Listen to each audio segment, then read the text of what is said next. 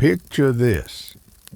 In the shadow of ancient pyramids, beneath flickering torchlight, a select group of initiates gathered to receive knowledge that had been carefully guarded for thousands of years. This wasn't just any knowledge. It was the kind that could reshape civilizations, topple governments, and unlock the deepest mysteries of human existence. Today, we embark on a journey that spans millennia, tracing the ancient roots of the world's most secretive organizations. From the sacred temples of Egypt to the hidden groves of Greece, from medieval knights to modern power brokers, we'll uncover how ancient mystery schools planted the seeds that would eventually grow into today's most influential secret societies. This is not a story of conspiracy theories or wild speculation. This is documented history, carefully preserved in ancient texts, archaeological discoveries, and the writings of those brave enough to record what they witnessed. We'll explore how knowledge itself became the ultimate source of power, and how those who possessed it learned to guard it jealously, passing it down through carefully controlled channels across the centuries.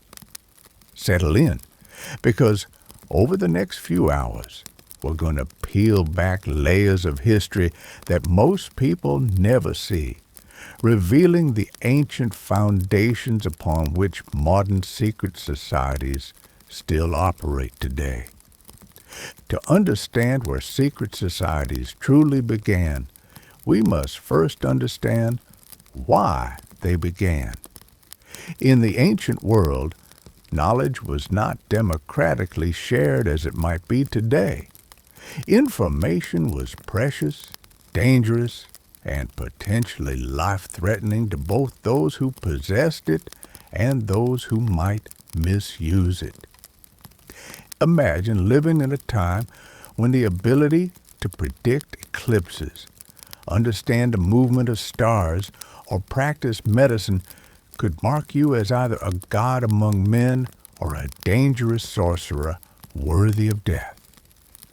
This was the reality faced by the earliest keepers of wisdom, those who would eventually form the first mystery schools.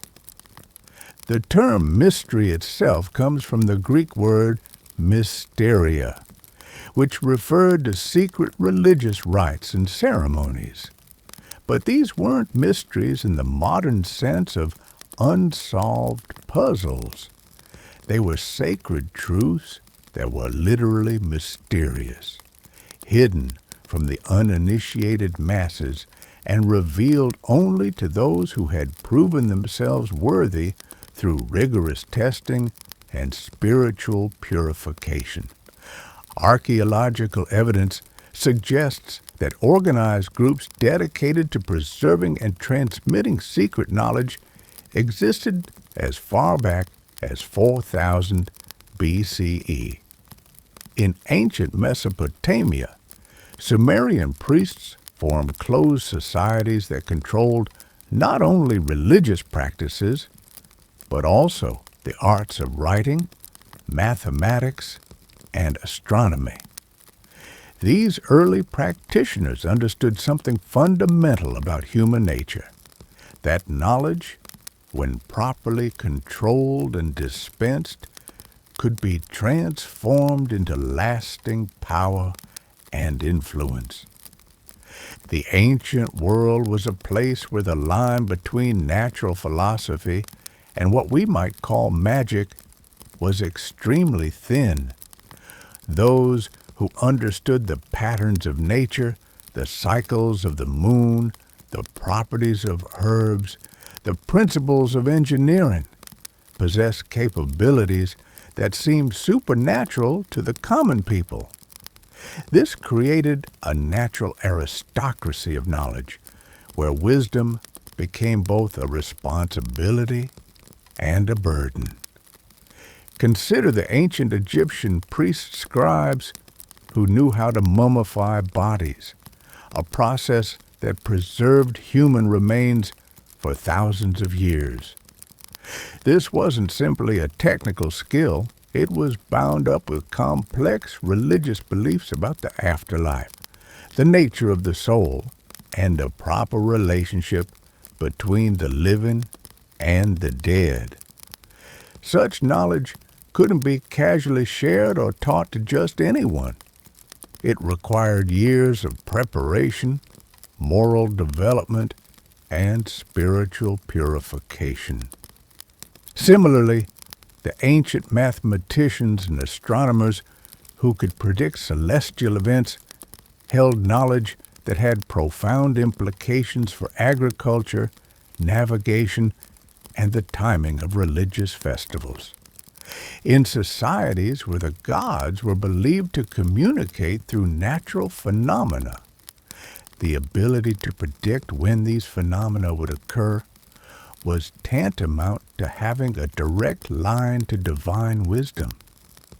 But perhaps most importantly, these early keepers of knowledge understood something that would become central to all future secret societies: the power of graduated revelation. They discovered that knowledge could be made more precious, more transformative, and more bonding when it was revealed slowly in carefully measured doses to students who had proven their readiness to receive it. This principle of graduated initiation served multiple purposes. First, it ensured that dangerous or easily misunderstood knowledge didn't fall into the wrong hands. Second, it created powerful psychological bonds between teacher and student and among the students themselves. Third, it allowed for the careful testing of character and loyalty before more sensitive information was shared. The process of initiation also served to transform the students themselves. By undergoing challenges, purification rituals, and tests of character, candidates didn't simply receive knowledge. They became different kinds of people, more disciplined, more trustworthy, and more committed to the welfare of the group and its mission.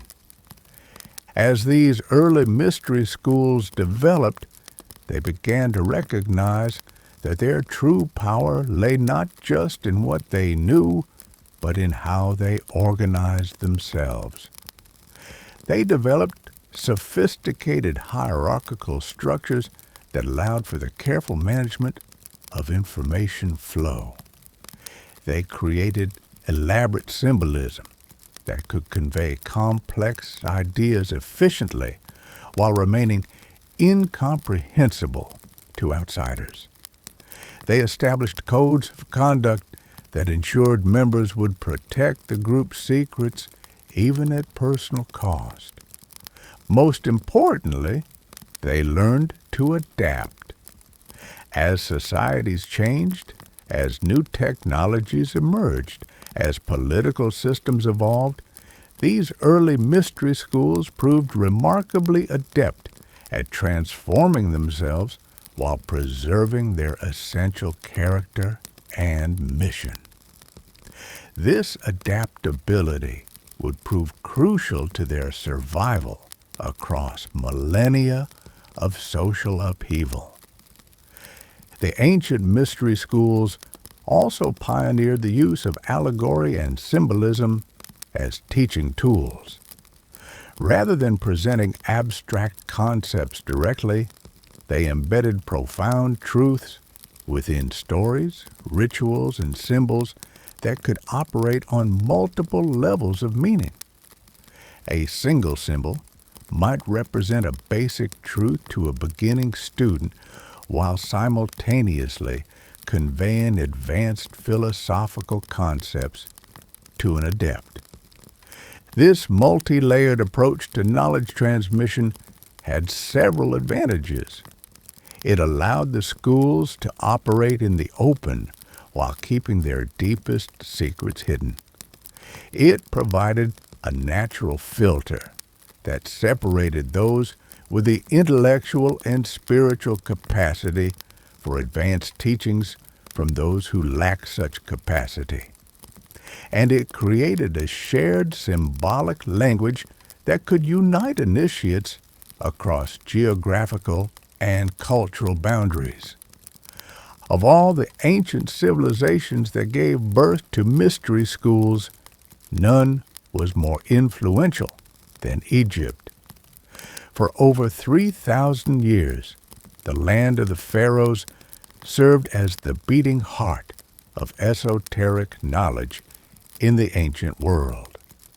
The Egyptian priesthood developed what was arguably the most sophisticated and enduring system of secret education the world had ever seen. The Egyptian mystery schools were centered around the great temples that dotted the Nile Valley. These weren't merely places of worship as we might understand them today, but vast complexes that served as universities, libraries, hospitals, astronomical observatories, and centers of technological innovation. The great temple of Karnak, the temple of Luxor, and the mysteries centered around the Great Pyramid of Giza all played crucial roles in the preservation and transmission of sacred knowledge. What made the Egyptian system particularly remarkable was its integration of practical and spiritual education. Students who entered these mystery schools didn't simply learn abstract philosophical concepts. They mastered concrete skills that had immediate applications in the real world. They studied mathematics and engineering, medicine and chemistry, astronomy and agriculture. But all of this practical knowledge was understood within a larger spiritual framework that gave it deeper meaning and purpose. The Egyptian initiatory system was famously rigorous and comprehensive. Prospective students underwent years of preliminary training before they were even considered for formal initiation. This preparation period served multiple purposes. It tested the candidate's commitment and character. It provided the basic education necessary for advanced study. And it allowed the priesthood to carefully observe the student's moral and intellectual development. Herodotus, the ancient Greek historian, provides us with tantalizing glimpses of the Egyptian mysteries. He describes elaborate underground chambers beneath the pyramids where secret ceremonies were conducted. He speaks of advanced mathematical and astronomical knowledge that allowed the Egyptians to predict celestial events with remarkable accuracy. He mentions sophisticated medical practices that seemed almost miraculous to outsiders, but perhaps most significantly, Herodotus hints at a fundamental secret that lay at the heart of the Egyptian mysteries, a secret related to the true nature of reality itself. He suggests that the Egyptian priests possessed knowledge about the structure of the universe, the nature of consciousness, and the relationship between mind and matter that went far beyond anything available to the general public. Archaeological discoveries over the past 2 centuries have confirmed many of Herodotus's observations. We now know that the Egyptians possessed mathematical knowledge that wasn't rediscovered in Europe until the Renaissance.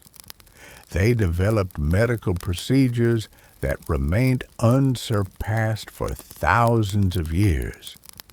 They created architectural marvels that continue to baffle engineers today. But the Egyptian mystery schools weren't just about preserving and advancing technical knowledge. They were equally concerned with what they called the science of the soul, a systematic approach to understanding human consciousness and developing what they believed were latent spiritual capacities within every human being. The famous Egyptian Book of the Dead, properly called the Book of Coming Forth by Day, provides insights into this psychological and spiritual dimension of the mysteries. This text, which was found in various forms in tombs throughout Egypt, describes a complex journey through different states of consciousness that the soul undergoes after death. But modern scholars increasingly believe that many of these descriptions were actually allegorical representations of initiatory experiences that students underwent while still alive. The Egyptian concept of Ma'at, often translated as truth, justice, or cosmic order, was central to their mystery teachings. Ma'at wasn't simply an abstract ethical principle, but was understood as a fundamental force that governed both the physical universe and human consciousness. Students in the mystery schools spent years learning to align themselves with Ma'at, developing the discernment to recognize truth and the character to act in accordance with cosmic principles, even when doing so required personal sacrifice. The symbolic language developed by the Egyptian mysteries became the foundation for much of the esoteric symbolism that would later appear in other mystery schools throughout history. The pyramid, the Eye of Horus, the Ankh, the scarab beetle, and countless other Egyptian symbols continued to carry profound meaning in secret societies that emerged thousands of years later. The Egyptians also pioneered the use of sacred geometry as both a practical tool and a spiritual discipline. The proportions of their temples and pyramids weren't arbitrary aesthetic choices, but reflected sophisticated mathematical relationships that they believed mirrored the fundamental structure of reality itself. Students in the mystery schools learned to work with these geometric principles not just as architects and engineers, but as a form of meditation and spiritual practice. Perhaps most importantly for our story, the Egyptian mystery schools established the template for how secret societies would operate throughout history. They demonstrated how esoteric knowledge could be preserved and transmitted across generations through carefully structured hierarchical organizations. They showed how practical skills and spiritual development could be integrated into a single comprehensive educational system. They proved that small groups of highly trained initiates could wield influence far beyond their numbers by mastering the principles that govern both natural phenomena and human behavior.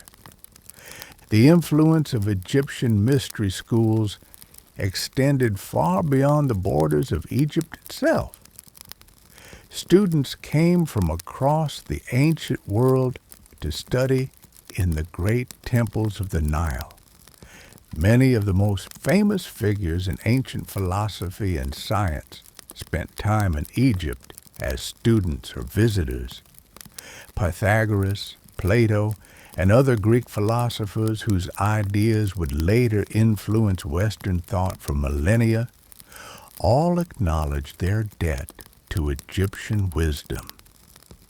When we examine the organizational structures, symbolic systems, and teaching methods of later secret societies, we can clearly trace their lineage back to these ancient Egyptian roots. The careful gradation of knowledge, the use of allegory and symbol, the emphasis on character development, the integration of practical and spiritual education, all of these features that would characterize secret societies throughout history were first perfected in the mystery schools of ancient Egypt. While Egypt provided the foundational template for mystery schools, it was in ancient Greece that these institutions reached perhaps their highest level of philosophical sophistication. The Greek mysteries, building upon Egyptian precedents but adapting them to their own cultural context, created educational systems that would profoundly influence Western thought for over 2 millennia. The most famous of the Greek mystery schools were the Eleusinian Mysteries, centered at the sacred site of Eleusis near Athens. For nearly 2,000 years, from approximately 1600 BCE to 400 CE, these mysteries attracted initiates from across the Greek world and beyond. What makes the Eleusinian Mysteries particularly remarkable is the extraordinary secrecy that surrounded them. Despite the thousands of people who were initiated over the centuries, despite the detailed records kept by various Greek and Roman historians, the central teachings of these mysteries were never betrayed or publicly revealed. This level of secrecy wasn't maintained through fear or coercion, as might be the case with later organizations, but through a profound sense of reverence and spiritual transformation that the mysteries provided. Initiates didn't remain silent about their experiences because they were threatened with punishment, but because they had undergone something so profound, so life-changing, that they naturally felt compelled to protect its sanctity. Plutarch, the famous Greek biographer and philosopher, was an initiate of the Eleusinian Mysteries, as was Cicero, the Roman orator and statesman. Both men left tantalizing hints about what they experienced, describing it as the most transformative event of their lives. But neither violated their oath of secrecy by revealing specific details. Cicero wrote that the mysteries showed him the way not only to live happily, but to die with a better hope. The Eleusinian Mysteries were centered around the myth of Demeter and Persephone, but this story operated on multiple levels of meaning. On its surface, it was an agricultural allegory explaining the cycle of the seasons. At a deeper level, it was a psychological drama representing the journey of the soul through different states of consciousness. At the deepest level, it appears to have been a sophisticated system for inducing direct mystical experiences that fundamentally altered the initiate's understanding of reality. Recent archaeological discoveries at Eleusis have revealed sophisticated underground chambers and elaborate theatrical equipment that suggest the The mysteries involved highly orchestrated sensory experiences. Some scholars believe that these may have included the use of psychoactive substances, carefully administered in a controlled religious context to facilitate transcendent experiences. However, the true nature of what occurred during the mysteries remains one of history's most successfully guarded secrets. The Greek mysteries differed from their Egyptian predecessors in several important ways. While the Egyptian schools were primarily controlled by a hereditary priesthood, the Greek mysteries were more democratic in their approach. Citizens from various social classes could seek initiation provided they met certain moral and spiritual requirements. This broader accessibility helped to spread mystery school principles throughout Greek society and contributed to the remarkable flowering of philosophy, art, and science that characterized classical Greek civilization. The philosophical schools of ancient Greece, the Pythagoreans, the Platonists, the Stoics, were all deeply influenced by mystery school traditions. Pythagoras himself was initiated into several mystery religions and incorporated their teaching methods into his own school. The Pythagorean emphasis on mathematical relationships underlying natural phenomena, their belief in the purification of the soul through intellectual discipline, and their practice of maintaining certain teachings as secrets shared only among members, all reflect clear mystery school influences.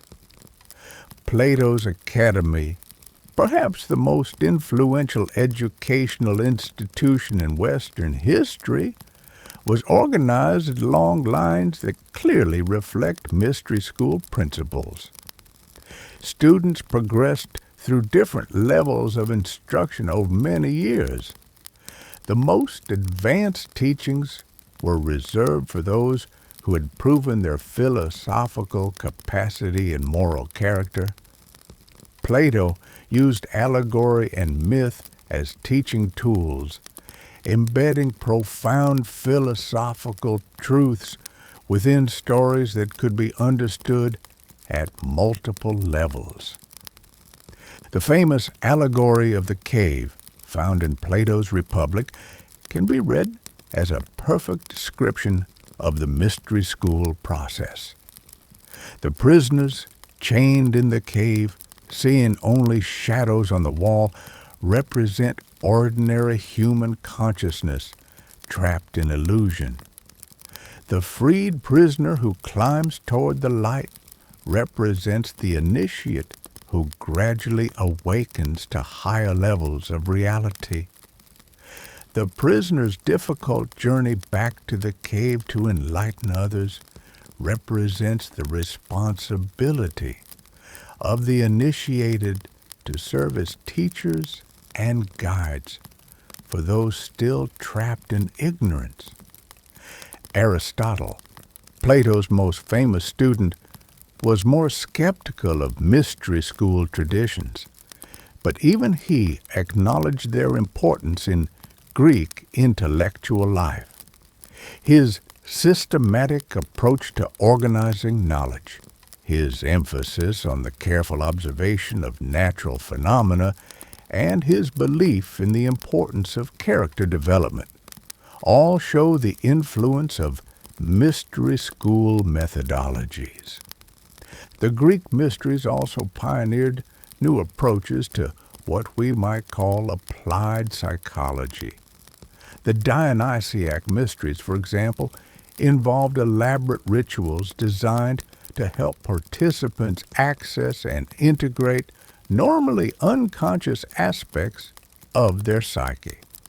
These weren't chaotic or random experiences, but carefully structured processes that allowed individuals to explore altered states of consciousness within a supportive community framework. The Orphic Mysteries, centered around the myth of Orpheus's journey to the underworld, provided initiates with detailed maps of consciousness and techniques for navigating different states of awareness. Orphic texts, inscribed on gold tablets and buried with initiates, contain precise instructions for the soul's journey after death.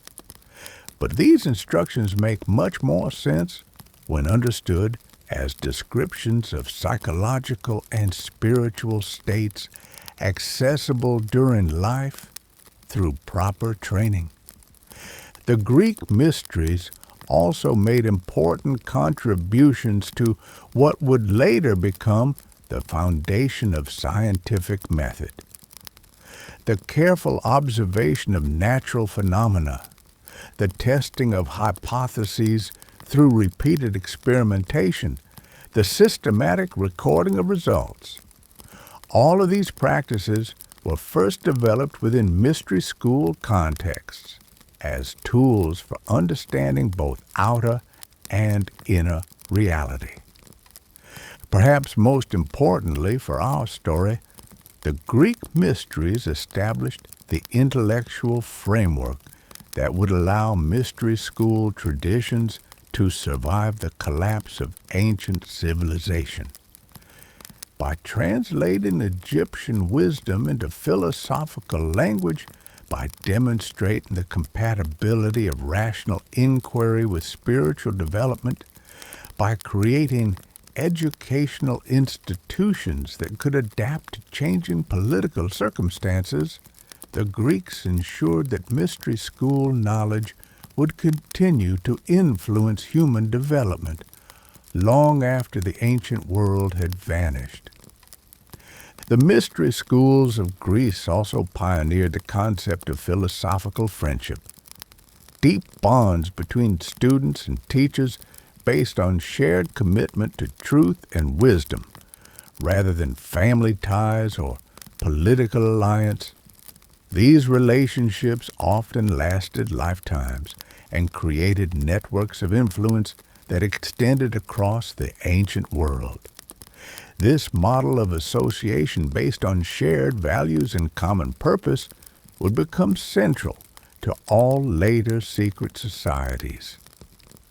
The transition from the ancient world to medieval Europe marked a crucial turning point in the evolution of mystery schools. As the Roman Empire declined and Christianity rose to dominance, the old pagan mysteries faced persecution and suppression. Yet the knowledge and organizational principles they had developed over millennia proved remarkably resilient, adapting to new circumstances and finding ways to survive within the changing cultural landscape. The rise of Christianity created both challenges and opportunities for mystery school traditions. On one hand, Christian authorities viewed pagan mysteries as dangerous competitors to Orthodox faith. The old temples were closed, their priesthoods disbanded, and their public rituals forbidden. Many ancient texts were destroyed, and practitioners of the old ways faced persecution or death. On the other hand, Christianity itself contained strong mystical elements that resonated with mystery school traditions. The idea of progressive revelation, the use of allegory and symbol, the emphasis on moral purification, the concept of an inner circle of disciples who received deeper teachings. All of these Christian elements had clear parallels in the older mysteries. Some of the most sophisticated early Christian theologians were themselves former initiates of pagan mysteries. They brought with them not just intellectual knowledge, but also organizational skills and teaching methods that they had learned in the old schools. This created fascinating hybrid traditions that preserved ancient wisdom within Christian frameworks. The Gnostic schools of the early Christian era represent perhaps the clearest example of this synthesis. Groups like the Valentinians, the Basilidians, and the followers of Marcion created elaborate systems of Christian gnosis, secret knowledge about the nature of God, the structure of reality, and the path to salvation that drew heavily on mystery school traditions while maintaining Christian identity. The Gnostic emphasis on personal revelation, their belief in graduated levels of spiritual understanding, their use of complex mythological systems to convey philosophical truths, and their practice of maintaining certain teachings as secrets shared only among the spiritually mature, all reflect clear mystery school influences. Many Gnostic texts discovered in the 20th century contain direct references to Egyptian and Greek mysteries, showing explicit continuity between ancient and Christian esoteric traditions.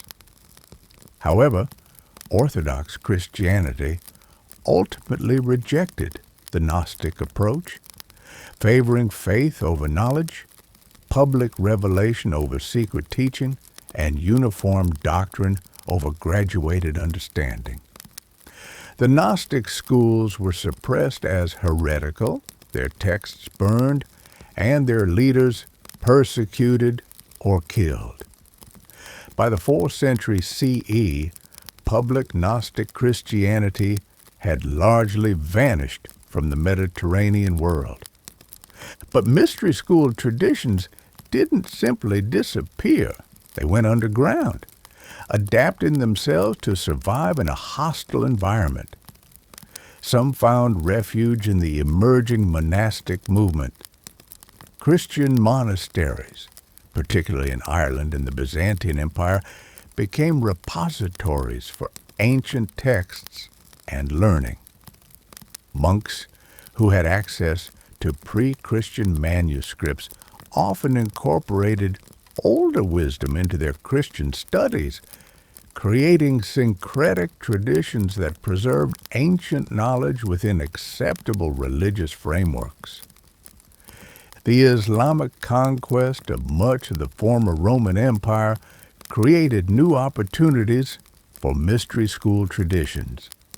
Islamic civilization proved much more tolerant of diversity and learning than Christian Europe. Ancient Greek and Egyptian texts were translated into Arabic and studied in the great libraries of Baghdad, Cairo, and Cordoba.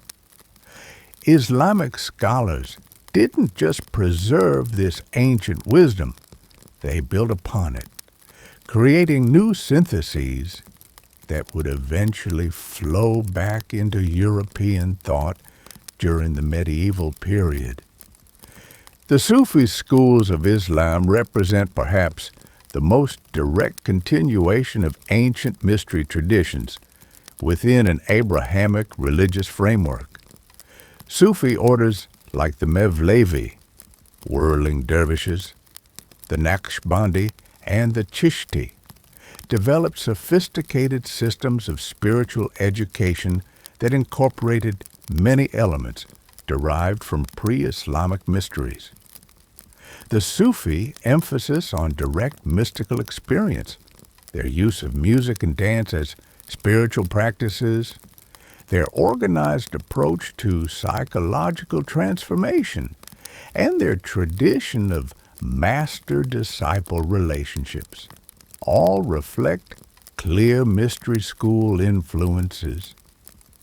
Jewish mystical traditions also preserved and developed mystery school elements during this period. The emergence of Kabbalistic schools in medieval Spain and southern France created new frameworks for understanding the relationship between divine and human consciousness. Kabbalistic concepts like the tree of life, the four worlds, and the practice of gematria, numerical interpretation of sacred texts, show clear influences from ancient mystery traditions while remaining distinctively Jewish in character. The Crusades, despite their destructive impact, also created new opportunities for cross-cultural exchange of esoteric knowledge. European knights and clerics who traveled to the Holy Land encountered Islamic and Jewish scholars who had preserved ancient wisdom that had been largely lost in Western Europe. Some of these encounters led to the formation of new syncretic traditions that would later influence European secret societies. During this transitional period, mystery school traditions also began to adapt to the emerging craft guild system of medieval Europe. Stonemasons, metalworkers, and other skilled craftsmen organized themselves into guilds that controlled trade secrets and maintained high standards of workmanship. These guilds developed elaborate initiation rituals, symbolic systems, and hierarchical structures that bore striking resemblances to ancient mystery schools. The Masons' guilds, in particular, became vehicles for preserving and transmitting ancient wisdom. The construction of the great Gothic cathedrals required sophisticated knowledge of mathematics, engineering, and sacred geometry that had roots extending back to ancient Egypt and Greece. Master masons who possessed this knowledge formed closed societies that carefully guarded their secrets while passing them down to qualified apprentices.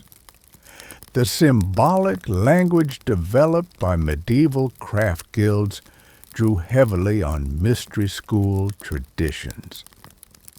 The square and compass, the rough and perfect ashlar, the pillars of the temple, and many other Masonic symbols that would later become central to Freemasonry, all originated during this medieval period as practical tools were invested with deeper allegorical meanings. The medieval period also saw the emergence of new forms of chivalric organizations that incorporated mystery school elements. Military orders like the Knights Templar, the Knights Hospitaller, and the Teutonic Knights developed elaborate initiation ceremonies, hierarchical structures, and codes of conduct that reflected both Christian values and older esoteric traditions. These military orders were particularly important because they operated across national boundaries and maintained international networks of communication and mutual support. They also accumulated vast wealth and political influence, demonstrating how secret societies could wield power far beyond what their numbers might suggest.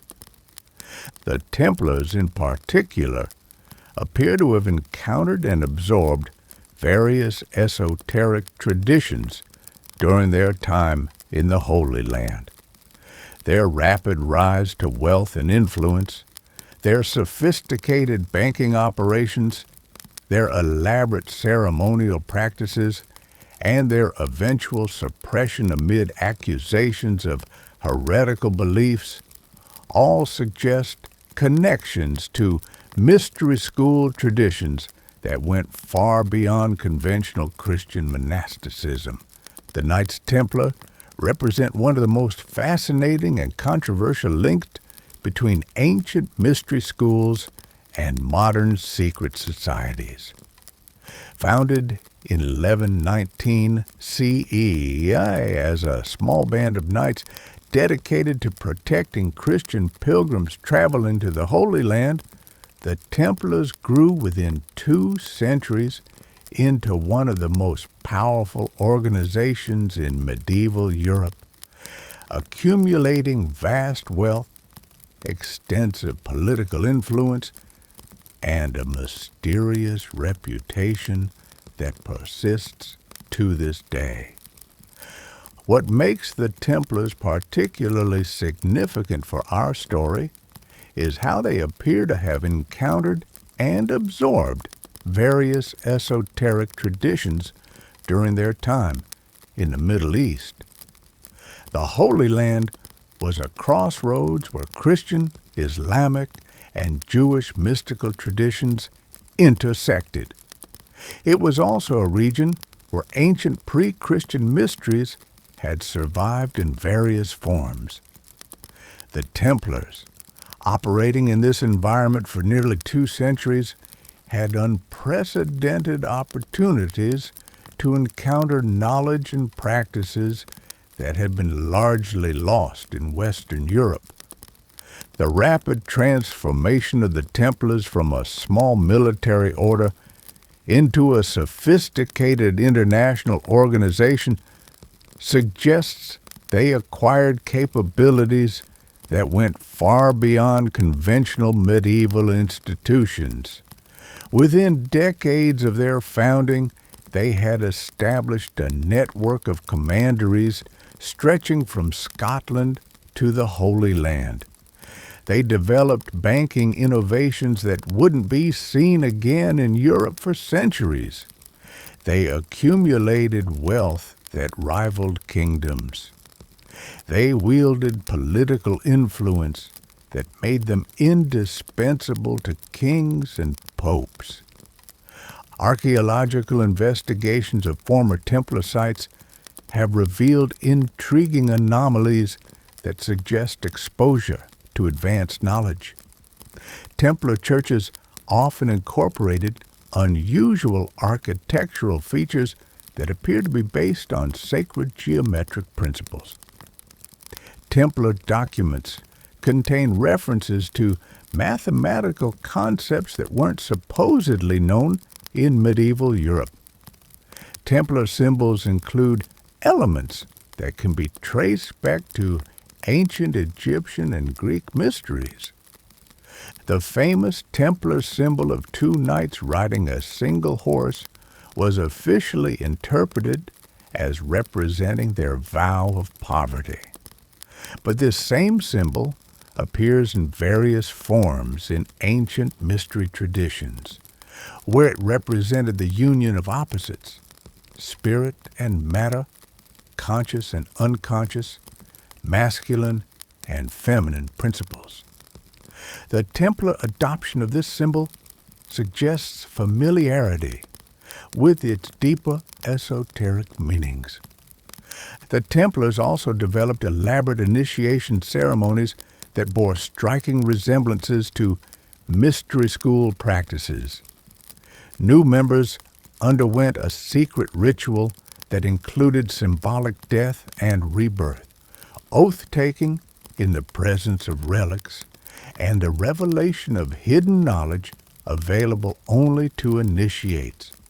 Contemporary accounts of these ceremonies, while fragmentary and often hostile, suggest they incorporated elements that were far more sophisticated than typical medieval religious practices.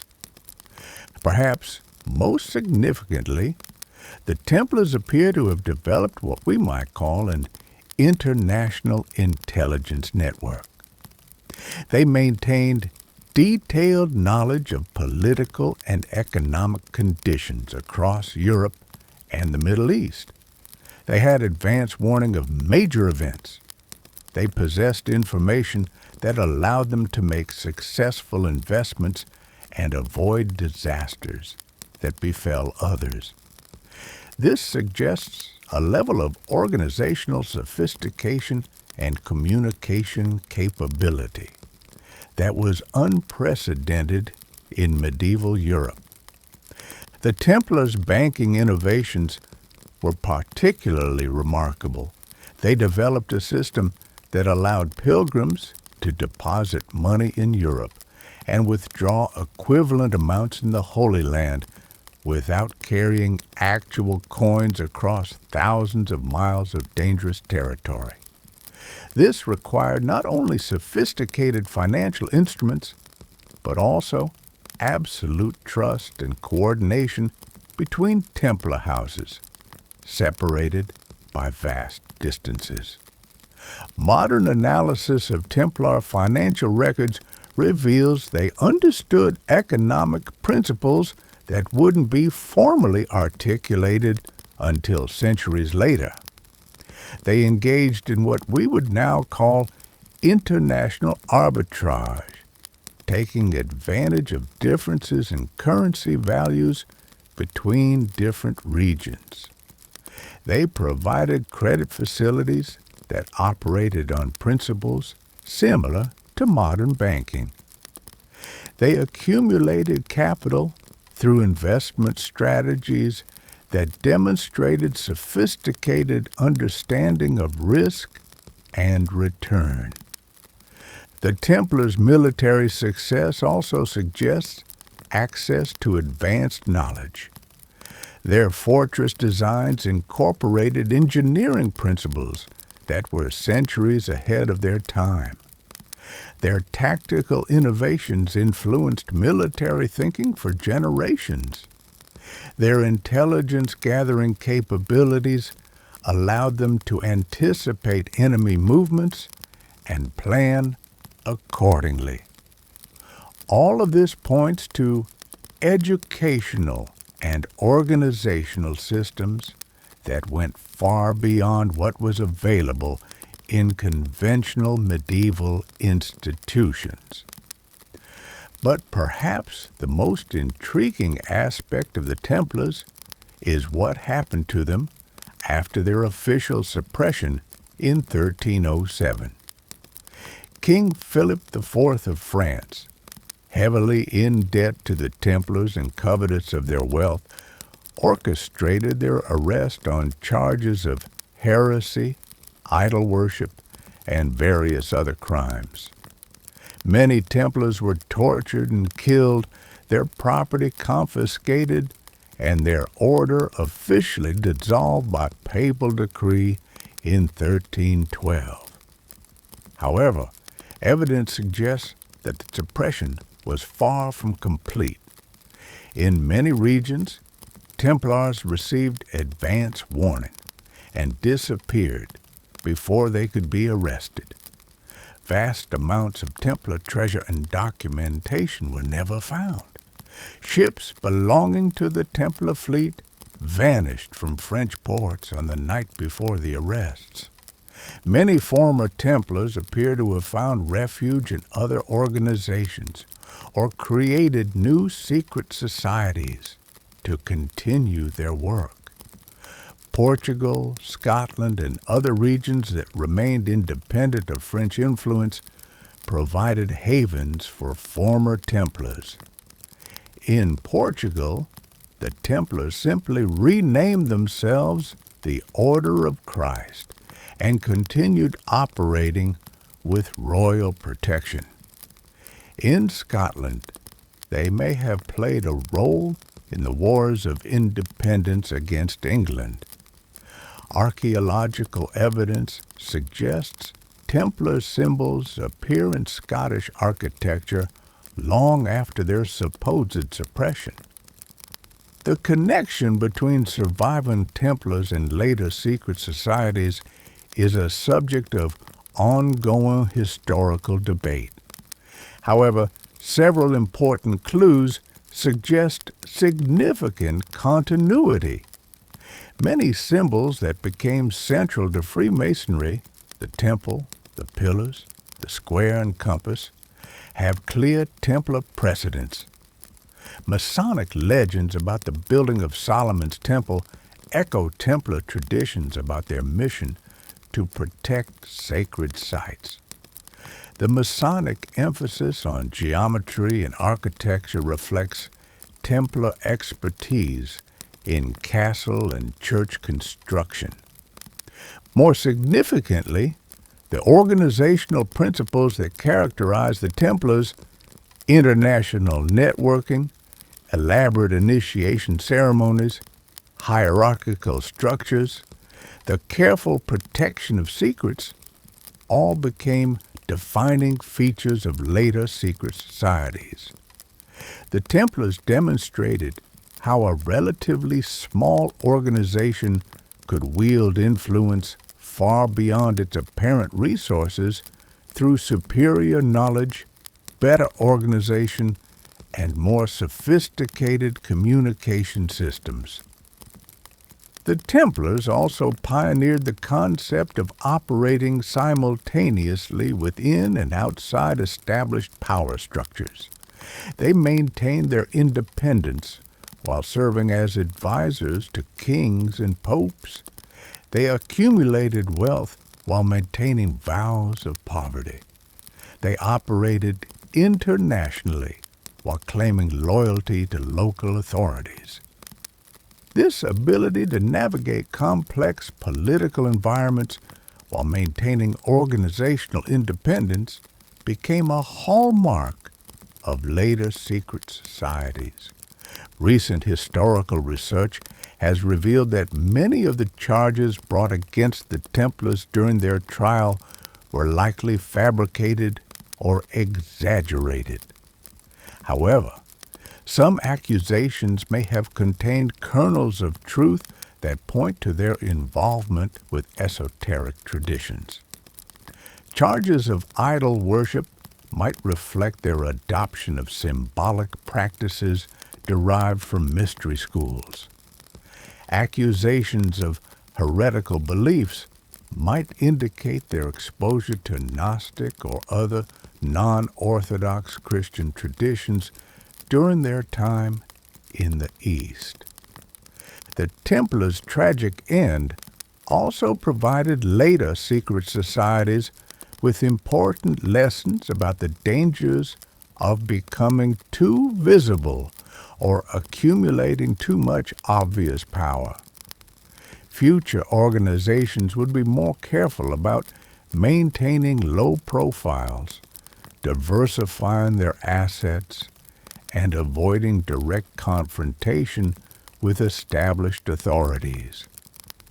The Templar example showed both the potential and the perils of secret society operations on a large scale. The emergence of Freemasonry in the late medieval and early modern periods represents perhaps the most significant transformation of mystery school traditions in recorded history. Unlike their ancient predecessors, which operated primarily as religious or philosophical institutions, the Freemasons created a new model that could adapt to the increasingly secular, commercial, and scientific orientation of European civilization while still preserving and transmitting ancient wisdom. The transition from operative to speculative masonry, from actual stonemasons' guilds to symbolic fraternities that used Masonic tools as allegories for moral and spiritual development, occurred gradually over several centuries. This transformation reflected broader changes in European society as the medieval world gave way to the Renaissance, the Reformation, and the early Enlightenment.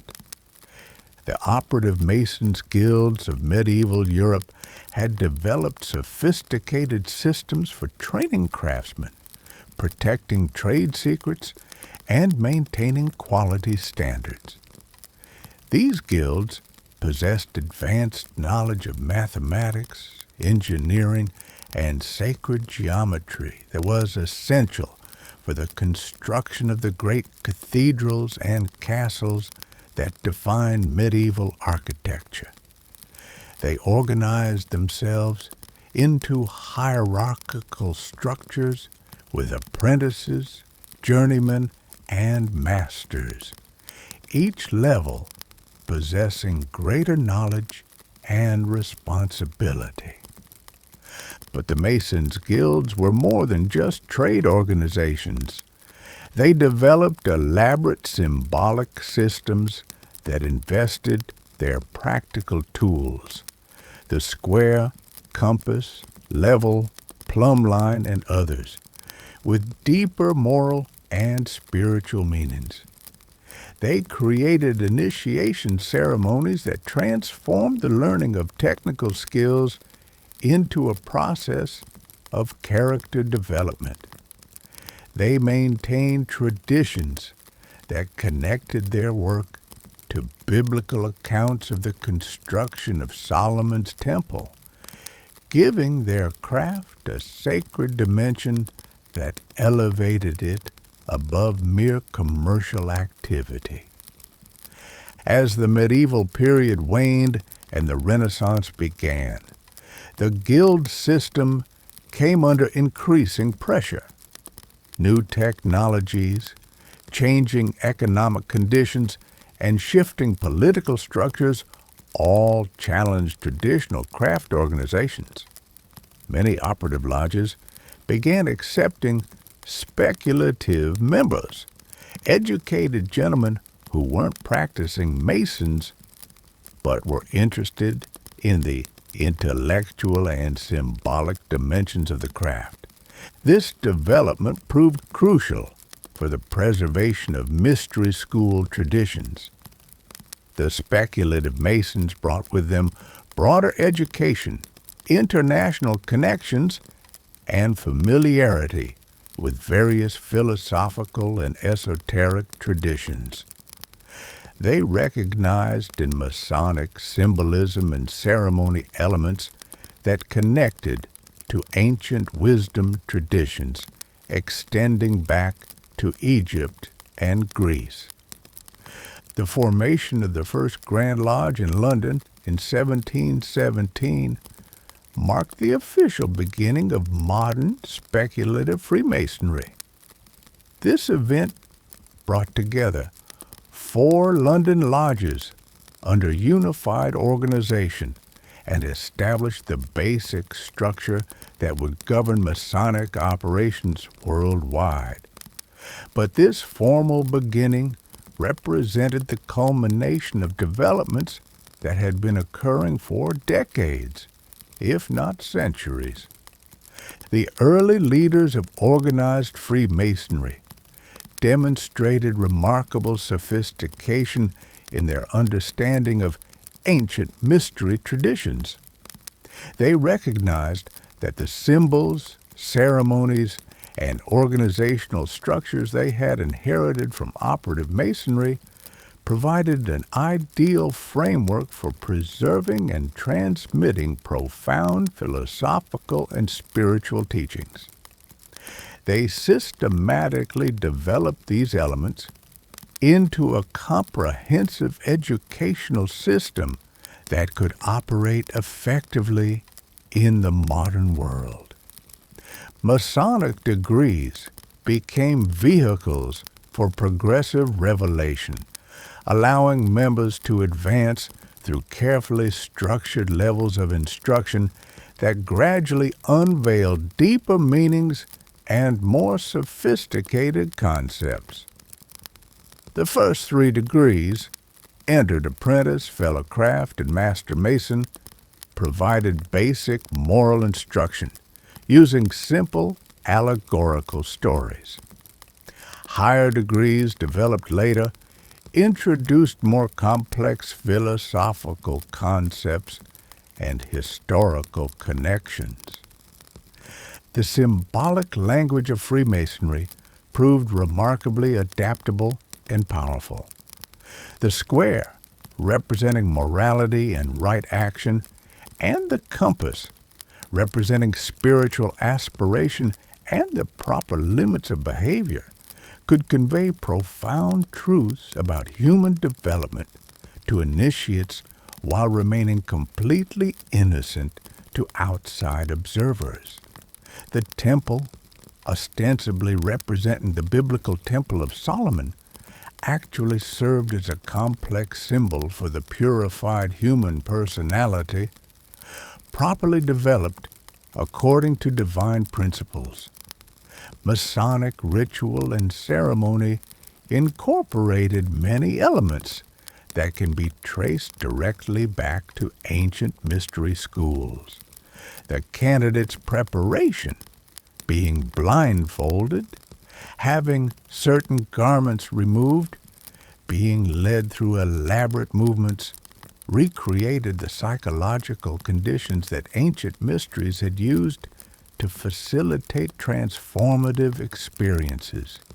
The oath-taking, the revelation of passwords and symbols, the dramatic presentations of moral teachings, all of these elements had clear precedents in earlier traditions. Perhaps most importantly, Freemasonry succeeded in creating an international network that could operate across religious, political, and cultural boundaries. Unlike earlier mystery schools that were typically limited to specific regions or cultures, Freemasonry developed a universal symbolic language and organizational structure that allowed lodges to recognize and cooperate with each other regardless of local differences. This international character proved crucial for the survival and spread of mystery school traditions. As political conditions changed, as religious conflicts erupted, as social upheavals occurred, Masonic lodges provided stable institutions that could preserve important knowledge and maintain networks of communication between like-minded individuals. The influence of Freemasonry on the development of modern Western civilization can hardly be overstated. Many of the key figures in the American Revolution, the French Enlightenment, and other major historical developments were Freemasons who drew inspiration from the philosophical principles they encountered in lodge meetings. The Masonic emphasis on reason, tolerance, and the perfectibility of human nature aligned perfectly with Enlightenment ideals and helped shape the intellectual climate that produced modern democratic institutions. But Freemasonry also became a vehicle for more controversial influences. The very features that made it effective for preserving ancient wisdom, its secrecy, its hierarchical structure, its international connections, also made it attractive to individuals and groups with less noble purposes. By the 18th century, various factions were attempting to use Masonic networks to advance political, economic, and religious agendas that went far beyond the original moral and philosophical purposes of the craft.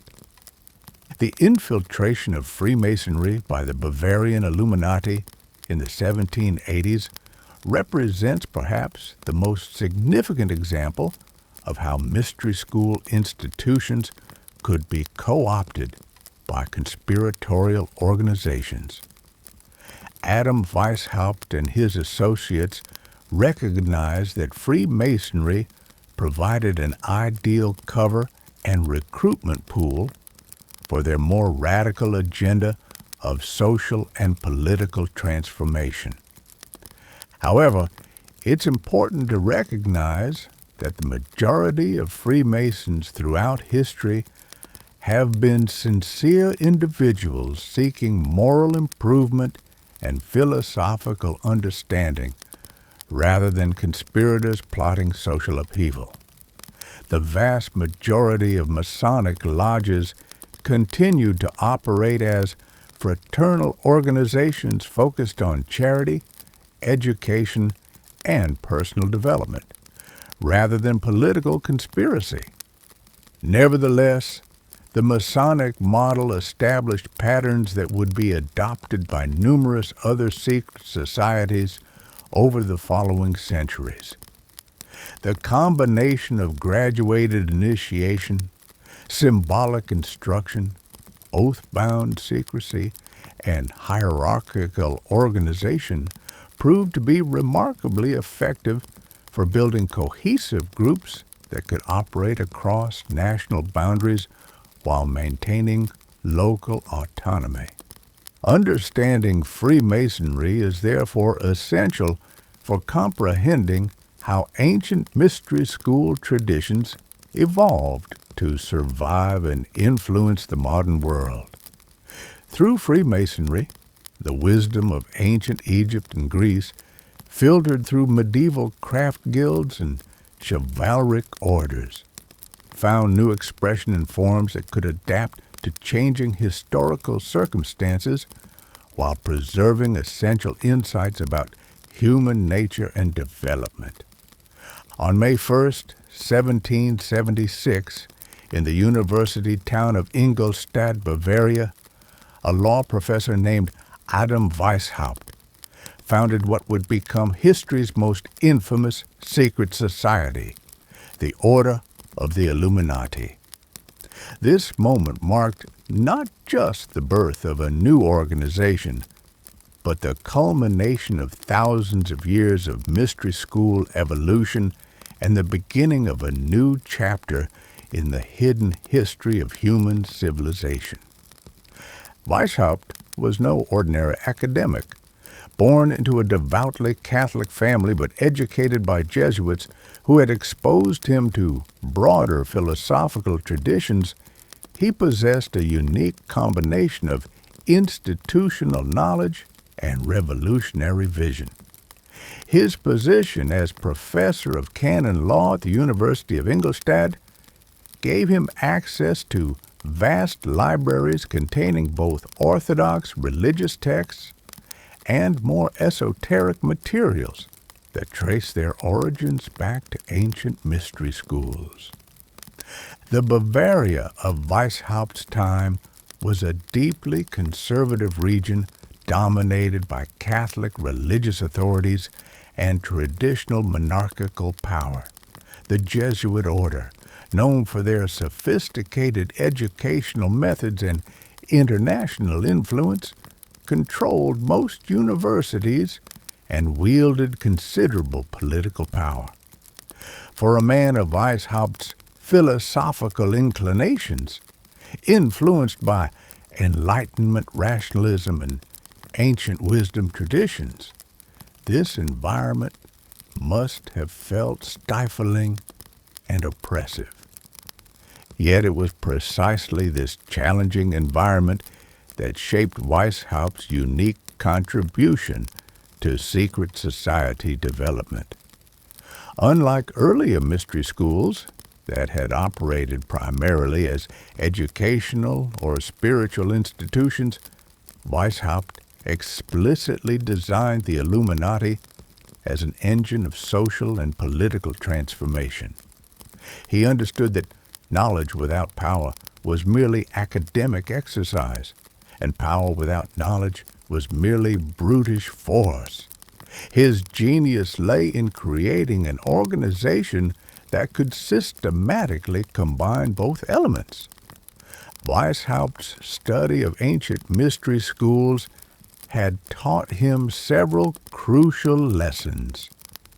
First, that revolutionary ideas needed to be introduced gradually, through carefully structured educational processes that prepared recipients to understand and apply them responsibly. Second, that lasting change required the cultivation of networks of influenced individuals who could operate effectively within existing institutions, rather than simply opposing them from the outside. Third, that successful secret societies needed to operate on multiple levels simultaneously, providing different teachings and purposes for members at different levels of initiation. The original order of the Illuminati began with just 5 members meeting in secret in Weishaupt's home. But from these humble beginnings, Weishaupt had envisioned an organization that would eventually encompass all human institutions and guide the evolution of human society according to rational principles derived from natural law, rather than religious dogma or traditional authority. The early rituals and teachings of the Illuminati drew heavily on ancient mystery school traditions, but with significant innovations. Like their predecessors, the Illuminati used graduated initiation to reveal increasingly sophisticated philosophical concepts to proven members. They employed symbolic language that could convey multiple meanings simultaneously. They emphasized moral development and character testing as prerequisites for advancement. However, Weishaupt introduced several elements that distinguished his organization from earlier mystery schools. Most significantly, he explicitly connected inner development with outer action. Members weren't just encouraged to perfect themselves philosophically, they were systematically prepared to assume positions of influence in government, education, religion, and commerce, where they could work to implement Illuminati principles in the broader society. Weishaupt also pioneered new methods of organizational security and expansion. He created elaborate systems of coded communication that allowed members to correspond safely across vast distances. He developed recruitment strategies that could identify and approach potential members without revealing the organization's existence to unsuitable candidates. He established protocols for infiltrating existing institutions, particularly Masonic lodges, where Illuminati principles could be disseminated under the cover of established organizations. Perhaps most innovatively, Weishaupt recognized that his organization needed to appeal to different types of individuals with different motivations. Some potential recruits would be attracted by philosophical speculation and spiritual development. Others would be motivated by political idealism and the desire for social reform. Still others might be drawn by the promise of personal advancement and access to influential networks. Rather than seeing these different motivations as contradictory, Weishaupt designed the Illuminati to provide appropriate appeals for each type while gradually educating all members toward a more comprehensive understanding of the organization's ultimate purposes. This approach allowed the Illuminati to recruit much more broadly than previous secret societies while maintaining ideological coherence at the highest levels. The Illuminati's rapid growth in its early years testifies to the effectiveness of Weishaupt's approach. Within a decade, the organization had attracted over 2,000 members across Central Europe, including many prominent figures in government, education, and society. They had successfully infiltrated numerous Masonic lodges, effectively using these established networks to spread their influence while maintaining plausible deniability about their activities. The intellectual caliber of Illuminati membership was extraordinary. The organization attracted leading philosophers, scientists, writers, and political theorists of the age. Baron von Knigge, who became Weishaupt's most important collaborator, was himself a sophisticated student of mystery school traditions, who helped refine and expand the order's ceremonial and educational systems. Other members included influential nobles, university professors, government officials, and cultural leaders who collectively wielded significant influence over public opinion and policy formation. But the very success of the Illuminati also planted the seeds of their eventual exposure and suppression. As the organization grew and its members began implementing Illuminati principles in their various spheres of influence, their activities began attracting attention from conservative authorities who recognized the threat such an organization posed to traditional power structures. The discovery of compromising documents in 1784 and 1786, following police raids on the homes of prominent Illuminati members, revealed the full scope of the organization's activities and ambitions. These documents, which were subsequently published by Bavarian authorities, provided unprecedented insight into the inner workings of a major secret society. They included detailed correspondence between leaders, elaborate organizational charts, philosophical writings explaining the order's ultimate goals, and practical instructions for recruitment, infiltration, and influence operations. What these documents revealed shocked European authorities and provides crucial insights for understanding how ancient mystery school traditions had evolved to meet the challenges of the modern world. The Illuminati weren't simply preserving ancient wisdom for its own sake. They were actively working to transform human civilization according to principles derived from that wisdom. Weishaupt's own writings, preserved in the seized documents, reveal a sophisticated understanding of both ancient philosophical traditions and contemporary political realities. He explicitly connected his organization to the mystery schools of ancient Egypt and Greece, seeing the Illuminati as the modern inheritors of traditions that had guided human development for millennia.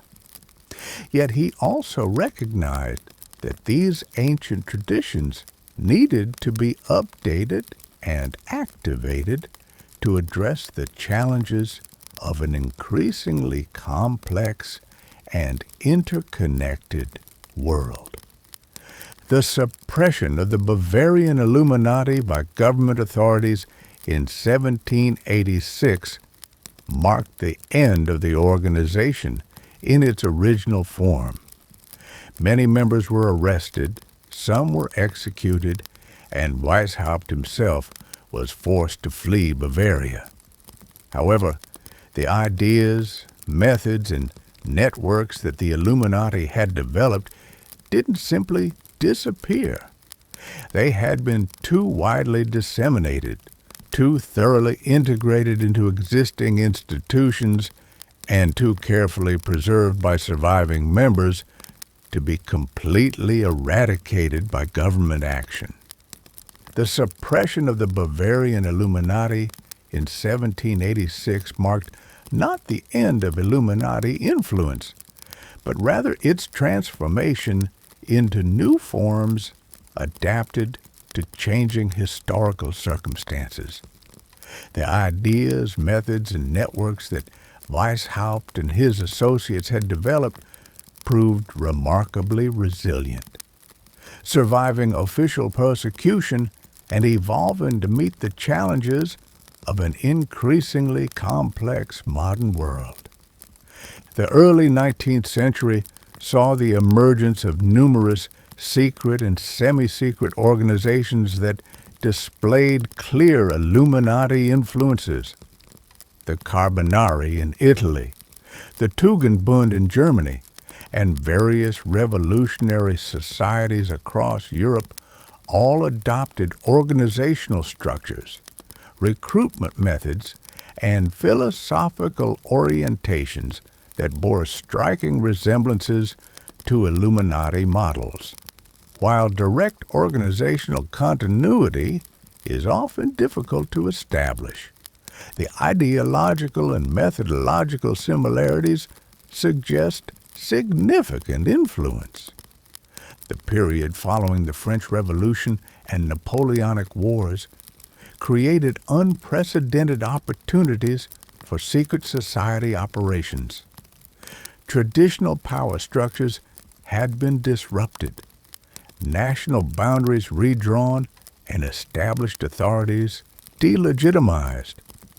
In this environment of flux and uncertainty, well-organized groups with clear agendas and sophisticated methods could exert influence far beyond what their numbers might suggest.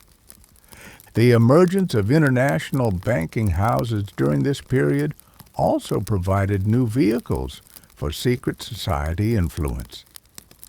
The Rothschild family, the House of Warburg, and other financial dynasties created networks that operated across national boundaries and could influence government policies through their control of credit and currency.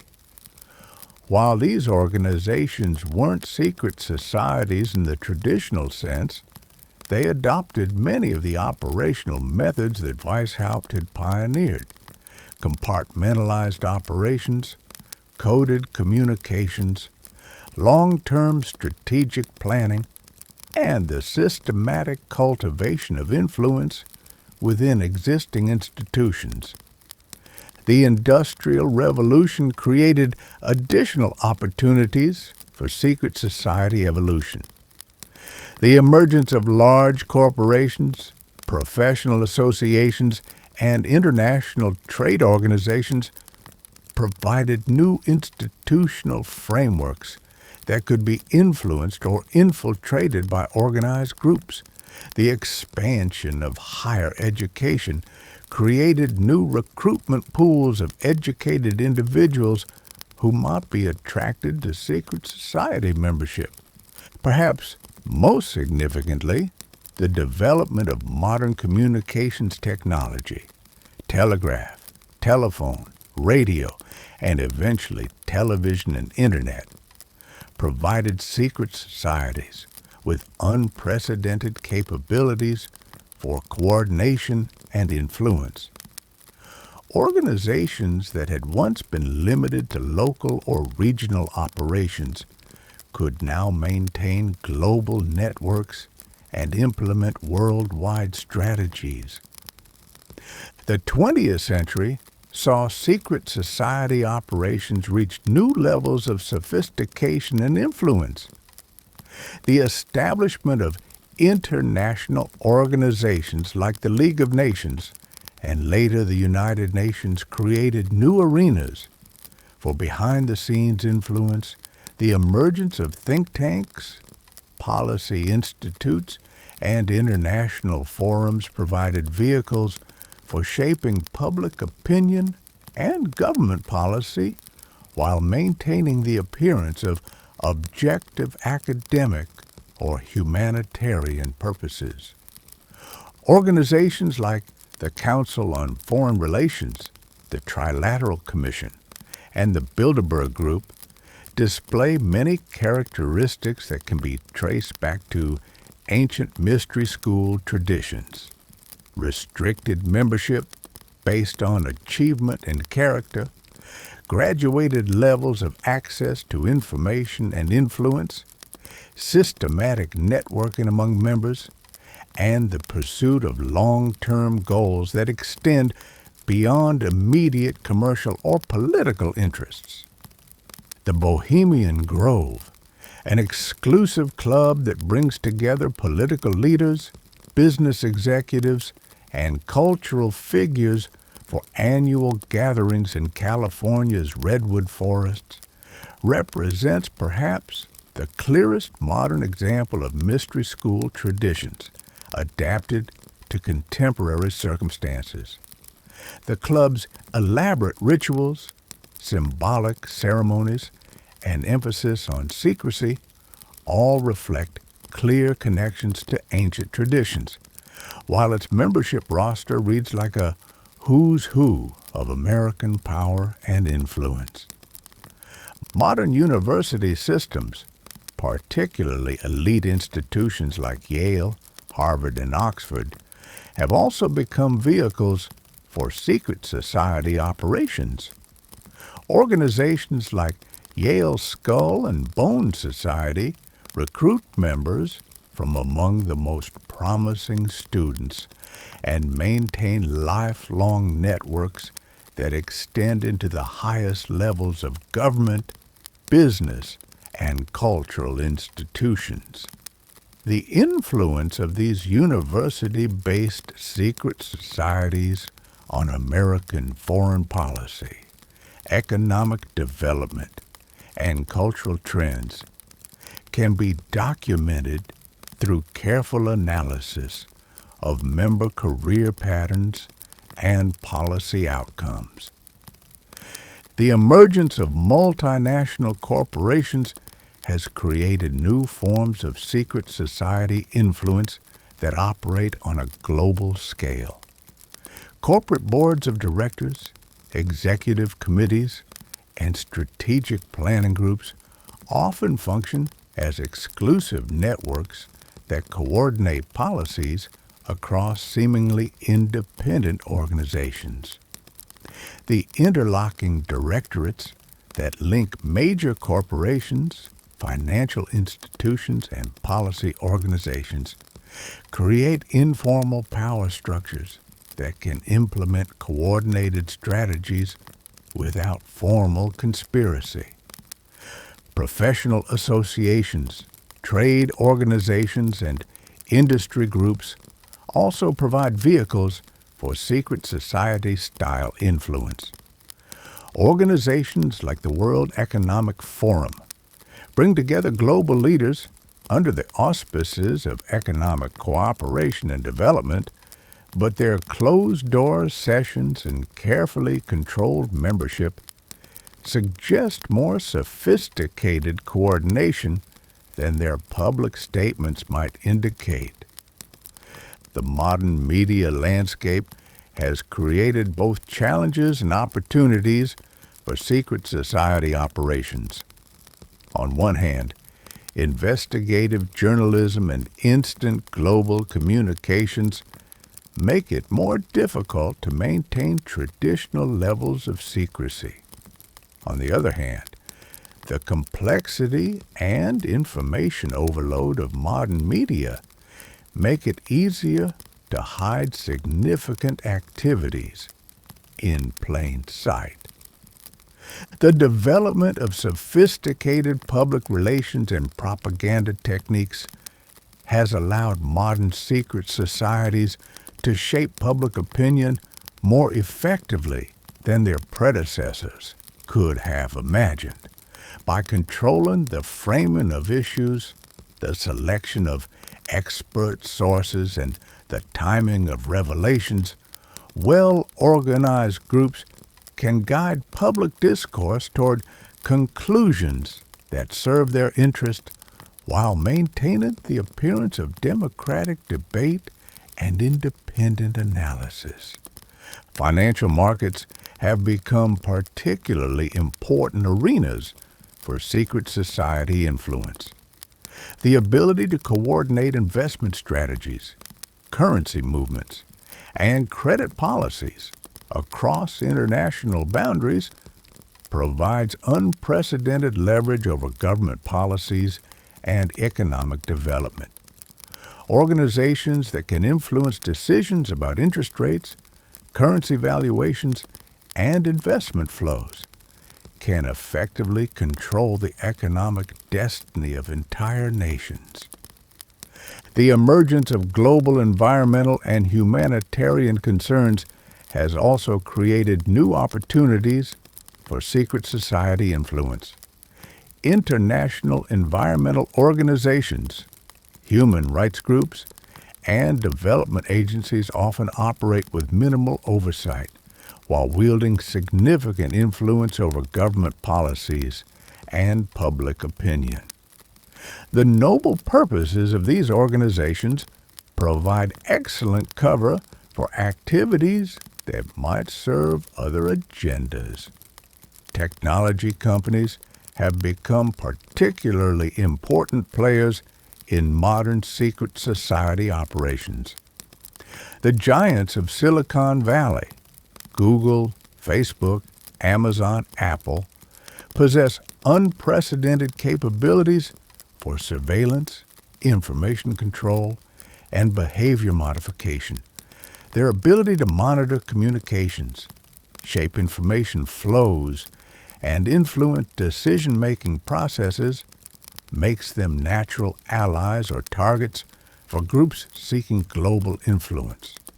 The COVID-19 pandemic provided perhaps the clearest recent example of how global coordination can be achieved through seemingly independent institutions. The remarkable similarity of policy responses across different nations, the coordinated messaging from health authorities, media organizations, and political leaders, and the synchronized implementation of unprecedented social control measures all suggest levels of planning and coordination that extend beyond what official explanations provide. Understanding these modern manifestations requires recognizing that secret societies have evolved far beyond the ceremonial lodges and mystical orders of earlier centuries. Contemporary secret society influence operates primarily through networks of influence, coordination mechanisms, and institutional capture, rather than formal membership organizations. The principles remain the same: graduated access to information, systematic networking, long-term strategic planning, and the pursuit of transformation goals that extend beyond immediate interests. But the methods have adapted to contemporary circumstances. As we trace the evolution of secret societies from ancient mystery schools to modern global networks, certain consistent patterns and operational principles emerge that transcend historical periods and cultural contexts. Understanding these patterns provides crucial insights into how these organizations have maintained continuity and influence across millennia of social change. Perhaps the most fundamental principle underlying all successful secret societies is the systematic control and graduated revelation of information. From the earliest Egyptian priesthoods to contemporary think tanks and policy institutes, these organizations have recognized that knowledge is power, and that power can be maximized by carefully controlling how information is distributed and to whom. This principle operates on multiple levels simultaneously. At the most basic level, it creates artificial scarcity around valuable information, making it more precious and sought after. At a psychological level, it creates powerful bonds between those who share secrets and strong incentives for loyalty and discretion. At an operational level, it allows organizations to compartmentalize sensitive activities while maintaining plausible deniability about their ultimate purposes. The graduated revelation of information also serves as a sophisticated filtering and testing mechanism. By observing how individuals handle lesser secrets, organizations can assess their character, judgment, and reliability before entrusting them with more sensitive information. This process naturally selects for individuals who combine intelligence with discretion, ambition with loyalty, and effectiveness with moral flexibility. A second crucial pattern is the systematic cultivation of influence within existing institutions as rather than direct opposition to established power structures. Successful secret societies have consistently recognized that it's more effective to guide and redirect existing institutions than to attempt to overthrow them entirely. This approach minimizes resistance while maximizing leverage, allowing relatively small groups to achieve disproportionate influence. This pattern of institutional infiltration and influence can be observed across all historical periods. Ancient mystery schools influenced political decisions by training rulers and advisors. Medieval orders like the Knights Templar operated within existing religious and political frameworks while pursuing their own agendas. Modern organizations work through universities, corporations, government agencies, and international institutions to shape policies and outcomes. The cultivation of institutional influence requires sophisticated understanding of how different types of organizations operate, what motivates key decision makers, and how various institutions interact with each other. Successful secret societies invest heavily in developing this knowledge and in placing their members in positions where they can apply it effectively. A third consistent pattern is the use of noble public purposes to camouflage more controversial private agendas. Virtually all secret societies present themselves publicly as being motivated by humanitarian, educational, spiritual, or patriotic purposes. These public purposes aren't necessarily false. Many secret society members are genuinely committed to worthy causes, but they often serve to obscure activities and goals that might prove controversial if more widely understood. This pattern serves multiple functions. It attracts members who might not be interested in purely self-serving activities.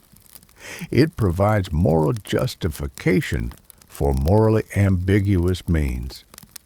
It makes criticism more difficult by forcing critics to appear to oppose worthy causes. And it provides excellent cover for activities that serve other purposes. The environmental movement, humanitarian organizations, educational institutions, and religious groups all provide excellent vehicles for secret society influence precisely because their stated purposes are difficult to oppose directly. Critics who question the activities of such organizations can easily be dismissed as opposing environmental protection, humanitarian assistance, education, or spiritual development. A fourth crucial pattern is the systematic development of alternative communication and coordination networks that operate outside normal institutional channels. secret societies have always recognized the importance of being able to communicate and coordinate activities without relying on systems that might be monitored or controlled by potential opponents. These alternative networks serve multiple purposes beyond simple communication. They allow for the development of shared culture and values that strengthen organizational cohesion. They provide channels for mutual assistance and support that create practical incentives for continued membership. They enable rapid mobilization and coordination when opportunities or threats arise. Modern technology has made these alternative networks more powerful and extensive than ever before. Encrypted communications, private social networks, exclusive forums, and invitation-only conferences allow like-minded individuals to maintain contact and coordinate activities on a global scale while remaining largely invisible to outside observation. A fifth important pattern is the systematic cultivation of multi-generational influence through family networks, educational institutions, and mentorship relationships. Successful secret societies don't just recruit individuals. They cultivate entire lineages and networks that can maintain influence across generations. This multi-generational approach serves several crucial functions. It provides organizational continuity that extends beyond the lifespans of individual members. It allows for very long-term planning and goal achievement that would be impossible for organizations focused only on immediate results. It creates natural recruitment pools of individuals who are already socialized into organizational values and methods. Elite educational institutions play a particularly important role in this multi-generational cultivation. Universities like Harvard, Yale, Oxford, and Cambridge serve as finishing schools for the children of existing elite networks while also identifying and recruiting talented individuals from broader society.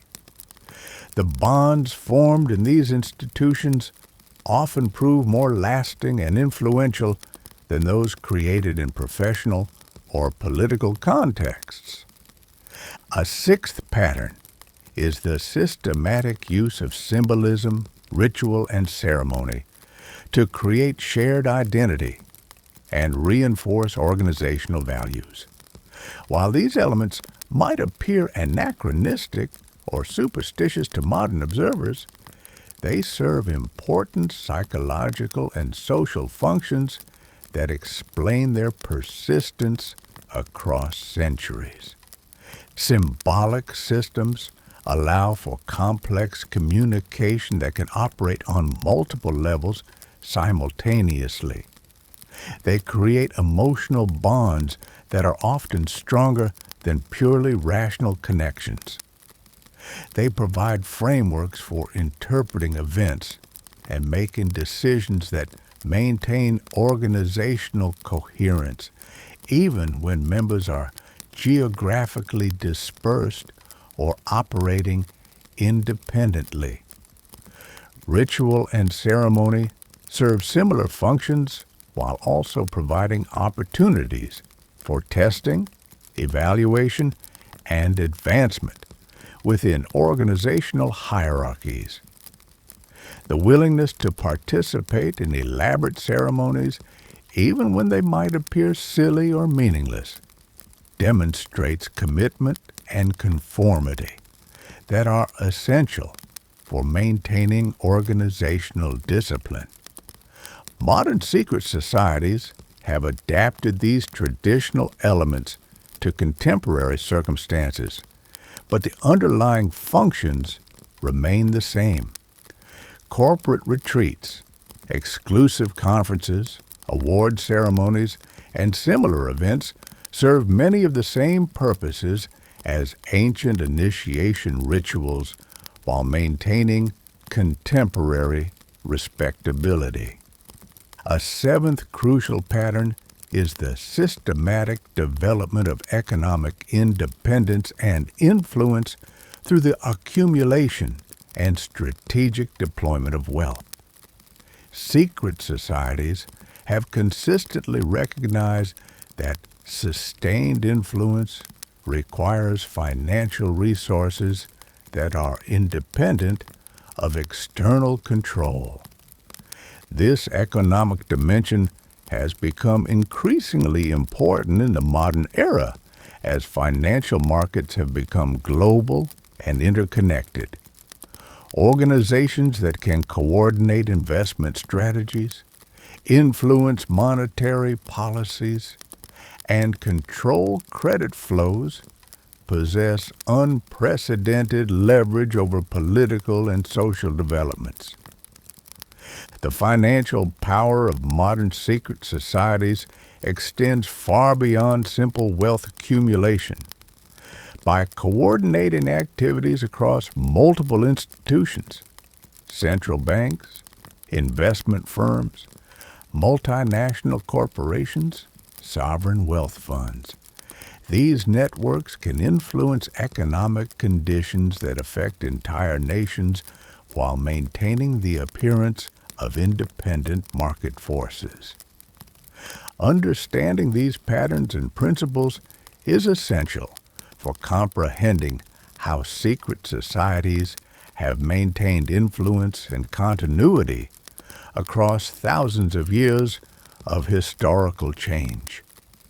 While specific organizations may rise and fall, while particular individuals may come and go, these underlying operational principles ensure that secret society influence adapts to new circumstances while maintaining essential characteristics that have proven effective across millennia. Beneath the organizational structures, recruitment methods, and influence operations of secret societies lies a philosophical foundation that has remained remarkably consistent across thousands of years of historical development. Understanding this philosophical core is essential for comprehending why these organizations have proven so resilient and influential, and why they continue to attract individuals of exceptional intelligence and capability. At the heart of secret society, philosophy lies a fundamental dualistic worldview that divides humanity into two distinct categories: the enlightened few, who possess true knowledge and understanding, and the unenlightened masses who remain trapped in ignorance and illusion. This division isn't primarily based on birth, wealth, or social position, though these factors often correlate with membership, but on intellectual capacity, moral character, and spiritual development. This elite philosophy has its roots in ancient Platonic concepts about the nature of reality and knowledge. Plato's famous allegory of the cave, in which prisoners mistake shadows on a wall for reality, while only a few escape to see the true world illuminated by sunlight, perfectly captures the secret society worldview. Most people, according to this perspective, live their entire lives mistaking appearances for reality, while only a select few develop the capacity to perceive truth directly. From this foundational dualism flows a series of practical conclusions that shape secret society operations. If most people are incapable of understanding truth, then democracy based on popular will is inherently flawed and dangerous. If the masses make decisions based on ignorance and emotion rather than knowledge and reason, then their choices will inevitably lead to disaster. Therefore, those who possess genuine knowledge and understanding have both the right and the responsibility to guide human affairs according to rational principles, even if this requires operating without popular consent or understanding. This philosophical framework explains the persistent tension between secret societies and democratic institutions. While secret society members may publicly support democratic rhetoric and participate in democratic processes, their fundamental worldview assumes that democracy is at best a useful fiction and at worst a dangerous delusion. Real power and decision-making authority must ultimately rest with those who possess the knowledge and character necessary to exercise it responsibly. The secret society approach to knowledge also reflects distinctive epistemological assumptions about how truth can be discovered and verified. Unlike modern scientific method, which emphasizes public verification and reproducible experiments, secret society traditions assume that the highest forms of knowledge are accessible only through direct personal experience that cannot be adequately communicated to those who haven't undergone the necessary preparation. This tradition of experiential knowledge, dating back to ancient mystery schools, places enormous emphasis on personal transformation as a prerequisite for understanding. Students don't simply learn about philosophical principles.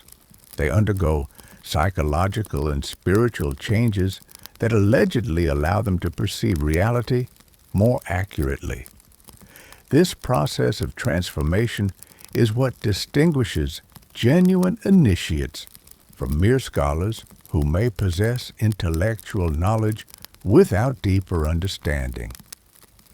The emphasis on personal transformation also explains the elaborate initiation ceremonies and progressive revelation systems that characterize secret societies across all historical periods. These aren't simply hazing rituals or organizational traditions, but are understood as necessary psychological processes that prepare individuals to receive and responsibly use advanced knowledge. The moral philosophy of secret societies reflects what we might call enlightened consequentialism, the belief that actions should be judged by their ultimate consequences rather than their immediate effects or their conformity to conventional moral rules. This approach allows secret society members to engage in activities that might appear unethical from conventional perspectives while maintaining that they serve higher purposes that justify apparent moral compromises. This consequentialist approach creates significant moral flexibility for secret society operations. Deception, manipulation, and even violence can be justified if they serve long-term goals that benefit humanity as a whole. The key consideration isn't whether particular actions conform to popular moral standards, but whether they advance the overall project of human development according to rational principles understood by enlightened leadership. The philosophical justification for this approach often draws on ancient concepts of divine right and natural law. Secret society members frequently see themselves as agents of cosmic principles that transcend human institutions and conventions. They believe they have access to fundamental truths about human nature and social organization that give them special authority and responsibility for guiding human development. This sense of cosmic mission helps explain the remarkable persistence and dedication that characterizes secret society members across generations. They're not simply pursuing personal advantage or group interests, but see themselves as servants of universal principles that exist independent of human opinion or preference. This gives their activities a religious dimension that transcends ordinary political or economic motivations. The secret society approach to history also reflects distinctive assumptions about human development and social change. Rather than viewing history as a series of random events or the result of impersonal social forces, secret society philosophy assumes that historical developments can be understood and guided according to rational principles derived from natural law. This philosophy of guided history suggests that human civilization progresses through identifiable stages that can be accelerated or directed by those who understand the underlying principles involved. Wars, revolutions, economic crises, and cultural changes aren't simply random occurrences, but represent opportunities for enlightened leadership to advance human development according to long-term plans. The secret society approach to religion reflects similar assumptions about the relationship between exoteric and esoteric truth. Popular religions are understood as necessarily simplified versions of deeper truths that the masses cannot comprehend directly. Religious symbols, stories, and ceremonies contain profound wisdom, but their true meanings are accessible only to those who have undergone appropriate preparation. This perspective allows secret society members to maintain superficial conformity with conventional religious practices while pursuing quite different spiritual and philosophical paths. They can participate in Christian, Jewish, Islamic, or other religious communities while understanding these traditions as imperfect expressions of universal principles that transcend any particular religious formulation. The ultimate goal of secret society philosophy is what might be called the scientific management of human civilization, the application of rational principles derived from natural law to achieve optimal social, economic, and political arrangements. This project requires the coordination of enlightened leadership across multiple institutions and generations to gradually transform human society according to scientific understanding rather than traditional customs or popular preferences. This transformational agenda explains why secret societies have been willing to invest enormous time, energy, and resources in long-term projects that might not yield visible results for decades or centuries. They're not simply seeking immediate advantage, but are working toward fundamental changes in human consciousness and social organization that they believe will ultimately benefit all humanity. Understanding this philosophical foundation is crucial for comprehending both the appeal and the danger of secret society involvement. For individuals of exceptional intelligence and ambition, the secret society worldview offers a sense of cosmic purpose and historical significance that can be enormously attractive. It provides intellectual frameworks for understanding complex world events and practical methods for achieving influence and effectiveness that extend far beyond what conventional approaches might offer. At the same time, this philosophical framework contains inherent dangers that have manifested repeatedly throughout history. The assumption of enlightened superiority can easily become a justification for tyranny. The belief in hidden knowledge can become a cover for self-serving deception. The emphasis on consequentialist ethics can justify terrible means in pursuit of allegedly noble ends. As we reach the end of our journey through thousands of years of hidden history, we find ourselves confronting a remarkable truth. The ancient mystery schools never truly disappeared. They transformed, adapted, and evolved. But the essential current of secret knowledge and organized influence that began in the temples of ancient Egypt continues to flow through human civilization today.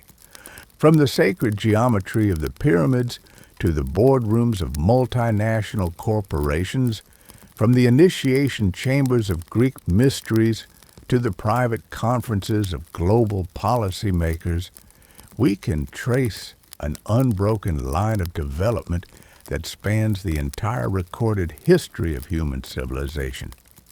The forms have changed, the methods have been updated, the technologies have advanced, but the fundamental patterns remain remarkably consistent.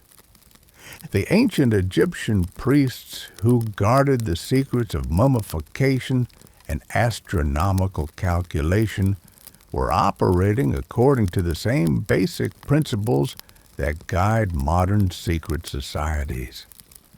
The systematic control of information, the cultivation of influence within existing institutions, the use of graduated revelation to build loyalty and test character, and the pursuit of long-term transformation goals that extend far beyond immediate circumstances.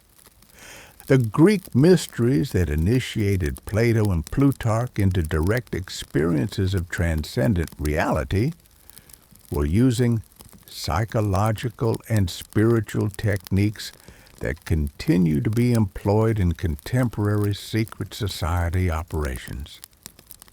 The medieval Knights Templar who accumulated vast wealth and influence through superior organization and strategic thinking were pioneering methods that remain central to modern global power networks.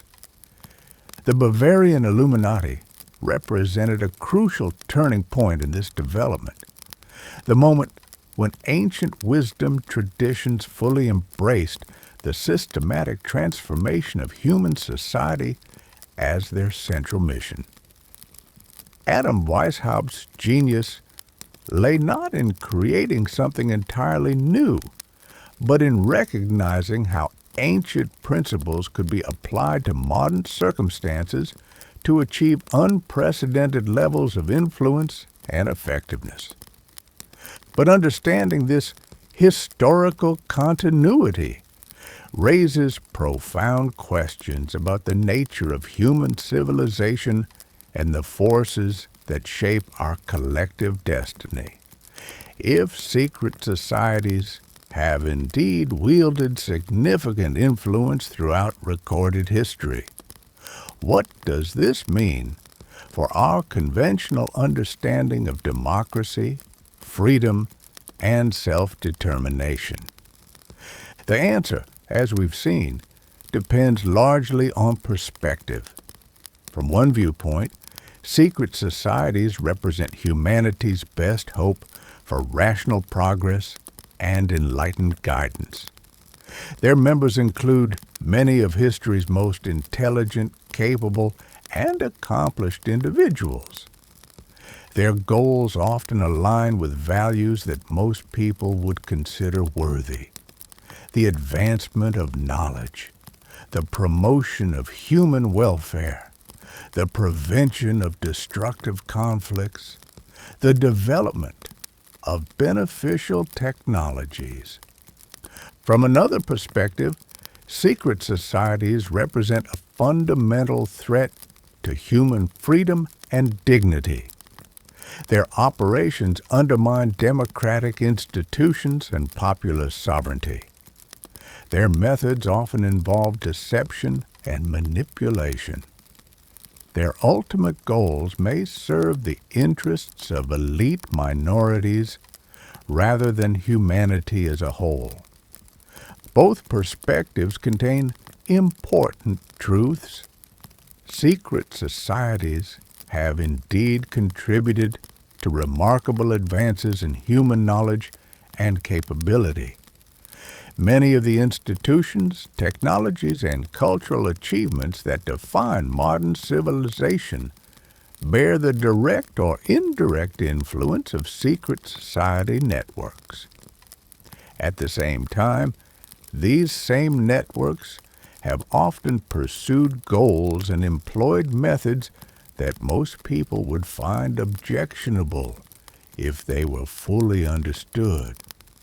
Perhaps the most important insight to be gained from our exploration is the recognition that secret societies are neither inherently beneficial nor inherently malevolent, but are human institutions that reflect the character and motivations of their members. Like any powerful tool, they can be used for constructive or destructive purposes, depending on who controls them and how they choose to exercise their influence. The ancient mystery schools produced both wise philosophers who advanced human understanding and ambitious politicians who exploited secret knowledge for personal gain. Medieval orders like the Knights Templar included both genuine spiritual seekers and ruthless power brokers. Modern secret societies encompass both humanitarian reformers and self-serving conspirators. This complexity suggests that the crucial question isn't whether secret societies exist or whether they wield influence.